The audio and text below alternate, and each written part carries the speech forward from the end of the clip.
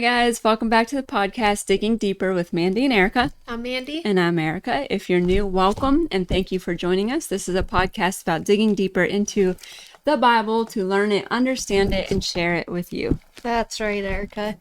And today, is this our final video? Yes. Well, depending on how long we talk, I guess. Yes.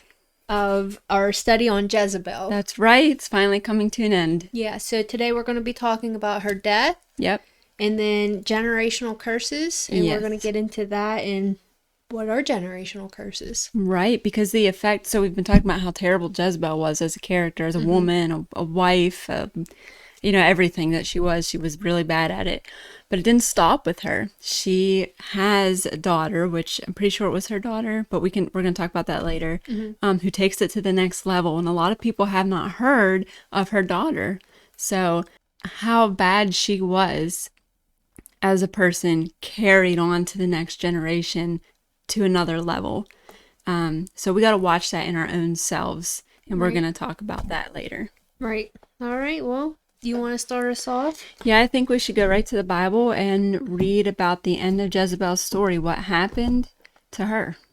All right. You want to go, where are we starting? So we're going to be in 2 Kings 9, verses 30 through 37. So just to preface a little bit, this is the end of Jezebel's life. This is how she dies. It's pretty gruesome. So if you have sensitive ears around you, you might want to pause this and come back at a different time. But at this point in her life, her husband Ahab has been dead for some time now. Her son had taken his place and is ruling on the throne. But we read in the past couple podcasts that because of Jezebel and how much she incited her husband Ahab to provoke the Lord's anger, that the Lord commissioned a man named Jehu to wipe out all of Ahab's family. Okay, and this is where Jehu is doing that. And he has already went and killed the current king, which is Jezebel's son. So now after he kills him, he's on his way to get Jezebel because it's her time. God had said they were all coming to an end because they were the lowest of low points of Israel's history. And so now Jehu's on his way to deal with Jezebel. And that's where we are in 2 Kings 9, verse 30 is where I'm going to start. Ready? Ready. Okay. When Jehu came to Jezreel, okay, I gotta stop right here. We talked about this before. Jezreel is not the capital of Israel. Samaria was. Jezreel is where Naboth's vineyard was. Yeah. So it's kind of fitting that this is where it's going to happen, because it was because of her, Jezebel, that Naboth and his family was killed. Remember, they stole Naboth's property here in Jezreel. Yeah. So she's in Jezreel and Jehu's on his way. Okay, when Jehu came to Jezreel, Jezebel heard of it, and she painted her eyes and adorned her head and looked out of the window. And as Jehu entered the gate, she said, "Is it peace, you Zimri, murderer of your master?" And he lifted up his face to the window and said, "Who is on my side, who?" 2 or 3 eunuchs looked out at him. He said, "Throw her down." So they threw her down, and some of her blood splattered on the wall and on the horses, and they trampled on her. Then he went in and ate and drank. And he said, "See now to this cursed woman and bury her, for she is a king's daughter." But when they went to bury her, they found no more of her than the skull and the feet and the palms of her hands. When they came back and told him, he said, "This is the word of the Lord, which he spoke by his servant Elijah the Tishbite. In the territory of Jezreel the dogs shall eat the flesh of Jezebel, and the corpse of Jezebel shall be as dung on the face of the field in the territory of Jezreel, so that no one can say, 'This is Jezebel.'" So there you have it. That is how Jezebel ended. Pretty terrible way to go, huh? Pretty terrible. What's so significant about her death and how she was eaten is that it was considered at that time to be like a terrible thing to not have a proper burial, because there was no other way of preserving. So you just became food for the for the animals. So that's why they really wanted to preserve you in some way, bury you in some way. And so someone who didn't get a proper burial like that was considered really unfortunate. And so that was why it was really important. God did prophesy that this would happen to Jezebel, that she would die in this manner and she would not have a proper, respectable burial because of how wicked she was. Okay, so let's go back and analyze this text as we have for this whole study. We already talked about Jezreel, how it was fitting that she would die there. But she paints her eyes and she adorns her head and she looks out this window. So she has heard that the king, which is her son at this point, was killed by Jehu. And she's heard that he's come now towards her. She knows what's coming. But knowing that, she takes the time to make herself look good. Why? Why would she do that? There's only a couple reasons, and it doesn't really say it here, so we're not going to make it up, but we're just going to try to Speculate? Yeah. One, she knew that this was it, so may as well make herself look nice. Yep. And what was the second one? Well, I kind of thought for a little bit, maybe she thought that she was going to assemble people and overtake Jehu, But I don't think that anymore. After looking at the text, she does all this stuff, makes herself look good, but then she sits down and looks out a window. So she didn't do a good job organizing a impromptu militia. No, but if you read back previously at all of everything that she's done, she's on the ball all the time. Oh yeah, she's always got a plan. Yeah. She knows who to contact. She's got it. She's really good at that kind of stuff, actually. Yeah. So yeah, if she was trying to overthrow Jehu, I just can't see. I don't think she wasn't doing that because she would have been on the ball like she has been in the past. No, but instead she makes herself look nice and then she just stares out the window. Then she just waits and stares out the window. So I think she did know that her time was up. But another possible explanation could be that she was trying to charm him, trying to woo him, I mean, that was kind of like her religion, was the sexual sin. Yes, we talked about that in great detail, but she brought into Israel that, sexual immorality. She led people in that. That was the environment around her. So that seems plausible to me too. She was maybe trying to be seductive towards him. Maybe she thought with her charm at the end she could manipulate and control him. Yeah. So of course this is all speculation. The Bible does not tell us. You guys are free to think whatever you want to think too. Yeah. But one thing she didn't do is repent. No. Nope. And it's just funny that as soon as Jehu entered the gate, she said, "Is it peace?" And then he just lifts up his face to the window and said, "Who is on my side? Who?"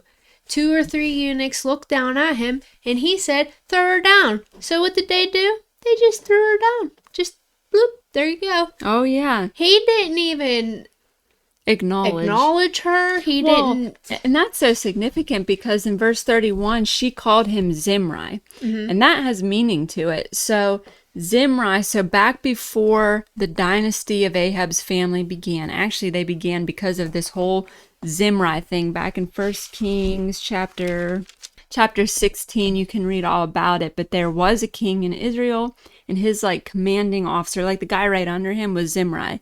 Well, Zimri conspired against his own leader, his own king, and killed him so that he could take the throne. But Zimri only lasted 7 days and he was killed.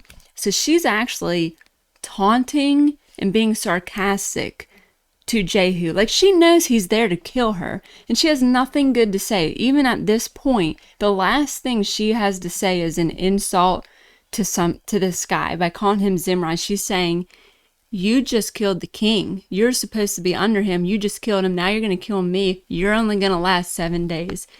The last words out of her mouth is still an insult. Just Jezebel's spirit right there. Yep. But then he doesn't even acknowledge that.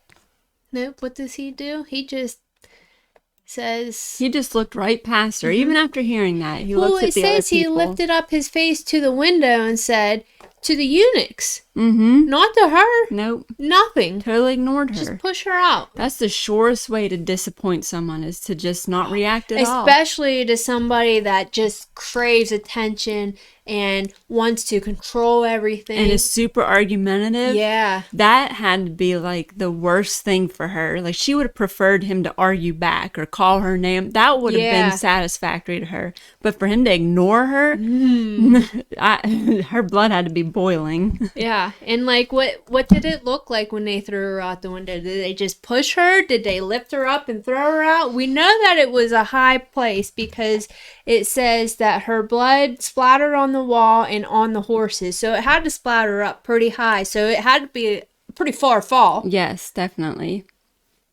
So I did read someone who tried to explain the structure, that there was like obstacles on the side of the building, so she had to have cleared them to go all the way down and hit the ground. So it wasn't more like a, we'll just shove her out. It was more like a pick and heave kind of thing. You know? And they were like, pick and heave. They didn't like waste any time. No. They just immediately did it. Nope. No remorse. That's pretty bad. When your own people that are attending you don't even hesitate to throw you out a window. That was her people. Yes. They were done with her. So Apparently. So she goes down. She hits so hard. Her blood splatters all the way on the horses. And Jehu, he just walks right over her. Yeah, he went in, ate and drank. And then ate and drank. As if that's no big deal. Yeah, just... So then in verse 39, he calls her a cursed woman. And Where? Verse 34, not 39, sorry. I was going to say, there's no 39. I added 39. 34. Okay. You remember when we first started this series and I put that graphic on Facebook to introduce the study on Jezebel we were doing? Tell me you remember that. Yeah. Okay. And the title was That Cursed Woman. This is where it came from, because that's how she was referred to at the end of her life, this cursed woman. Wow. So after he eats, after he drinks, then he says, okay, let's go bury this cursed woman. She is a king's daughter. Note that he'd never said she's a king's wife, because she was the queen of Israel. She's not a king's mother, because she was the mother to the king. But she's a king's daughter, referring to the fact that her dad was king of Sidon or Tyre. Mm-hmm. Not even Israel. Like, he would not even acknowledge the fact that she was part of the royal family of Israel. That's how much he disliked her. Well, she was cursed. And we're going to get into what cursed kind of is later on. Mm-hmm. So, they got to bury her, but they can't find her. She's been eaten. And that was prophesied by God. Mm-hmm. And that was it. That is the ending of Jezebel. It's her whole life right there. That was it, but that was not the end of her legacy. Because now we're going to meet her daughter. And we're going to talk about her just briefly, just so we can introduce this next subject we're going to talk about, which is, what are you leading your kids into? Yes. Yeah, that's very important. And, okay, so let me just talk about her daughter real quick, just so we have like how we got here, basically, for this podcast. Her daughter's name is Athaliah, and let me just say, I am going to refer to Athaliah as the daughter of Ahab and Jezebel, but I'm not entirely sure if she is Jezebel's daughter. I think she is. From studying the text, I want to say she is Jezebel's daughter, but the Bible never refers to her as Jezebel's daughter, only as Ahab's daughter. Well, the Bible never referred to them as the... No. Well, in some cases, yeah, there are people that are introduced as their mother was so-and-so. Okay. But in Athaliah's case, they call her the granddaughter of Omri, which is important, the daughter of Ahab, from Ahab's family, but never from Jezebel's side. And It doesn't mean she's not, but it does say in the Bible that Ahab had 70 sons. So obviously we know he's having children with more women than just Jezebel. That's why I don't know for sure if Athaliah came from Jezebel. Like I said, I think she did, and I'm going to refer to her as that, but the Bible doesn't say that, so it's possible that she's not Jezebel's daughter. Okay. All right, so here's the context. In Israel, you have in 1 Kings 16, that chapter, you have a guy named Omri, and he takes position as the king of Israel. And he begins what's known as the Omri dynasty. And why he begins it is because none of his family was on the throne. He's the first one in his family. He didn't inherit it. He begins his family being on the throne. His son is Ahab. Okay? Ahab and Jezebel, that's who we've been talking about this whole time. They are the king and queen now of Israel after Omri dies. Okay. You guys, this is really kind of confusing. So try and stick with me here. We talked about there's a northern kingdom of Israel. There's a southern kingdom of Judah. In one of the first podcasts in this study, we talked about how Ahab's sin was so offensive to God because he officially sanctioned the worship of Baal in Israel. He changed the official religion from the worship of Yahweh to the worship of Baal. Mm-hmm. That's why it was the lowest of low points for the whole nation of Israel. But that was only in the northern kingdom of Israel. They go on to have a son, Ahaziah, who dies. Well, he becomes king, then he dies, and then he has no son, so his brother Jehoram becomes the king of Israel. Let's stop there. Let's go to the southern kingdom of Judah.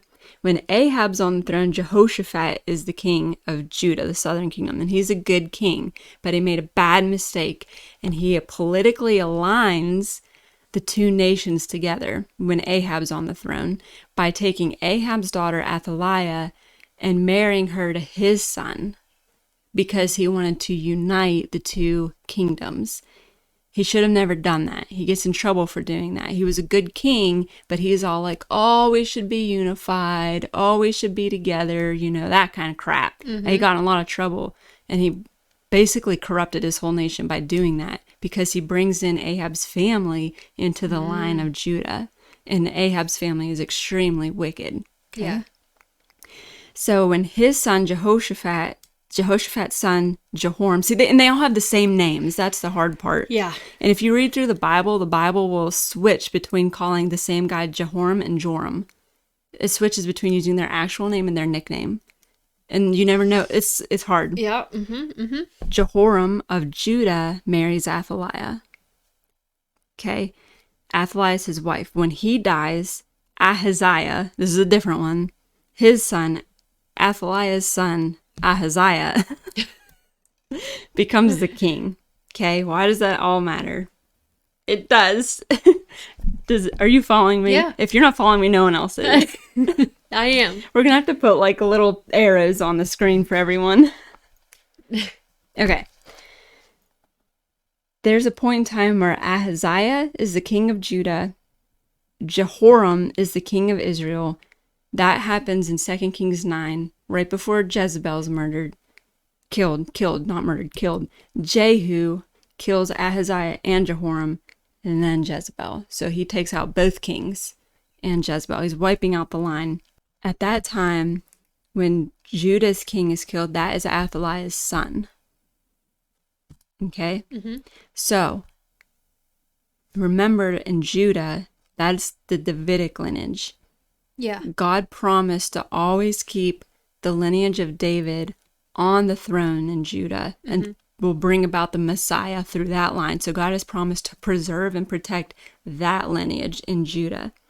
When Athaliah's son dies, he's the king, the next person in line should be one of his sons, right? Mm-hmm. Which would be one of her grandsons. Mm-hmm. She kills all of them. All of her grandsons, so that she can take position on the throne and be a queen. So you have Jezebel. We talked about how she was obsessed and lustful of positions of power. She had to be in control. She murdered the Lord's prophets. She threatened to murder the prophet Elijah. She murdered Naboth, all because she was in love with power. Her daughter takes it to the next level by murdering her own grandchildren because she was so lustful with power. You see, she gets into it even more with this whole murderous rampage. Then we talked about how Jezebel brought the worship of Baal into Israel. And it should have stopped there in Israel. That was bad enough. Well, you have Athaliah on the throne when her husband is the king in Judah, the southern kingdom. She brings Baal worship into Judah now. So she does the same thing that her mother led her to do, but takes it to the next level. And just for reference, I won't read it all, but if you guys want to read that for yourself, so I'm not making all that up, you can read about Athaliah in these verses. We'll probably write them on the screen. 2 Kings 8:18, 26 through 27, 2 Kings 11, 1 through 3, and 13 through 16, 2 Chronicles 18:1, 2 Chronicles 21, 5 through 6, 22, 2 through 4, 10 through 12, and chapter 23, 11 through 15. So you can read all about Athaliah in those verses, but we're not really talking about Athaliah. The point is that the sin that Jezebel had, her kid took it further than she did. Yeah. Yeah, our pastor always talks about how if the parent sins, the kid's going to take it to the whole next level. And then if you just think about it, your parents sin, you sin, take it to the next level, and then your kid sins and takes it to the next level. Like, when does that stop? Because it's just taken to the next level every generation. So things will start to get really bad. You know what I mean? Oh, yeah. If you don't stop it. If it gets worse and worse. It's just like a domino effect. It's really bad. Yeah. Bad. Okay, Mandy, I know we're going to dig into this in the second part of this, another sub-series. It's just how we do. But I want to read this one verse from scripture here, and I think it's going to tie the two parts together. Okay, so I'm in 2 Chronicles 22, 2 through 4. Should we bring it up, maybe? Yeah, maybe.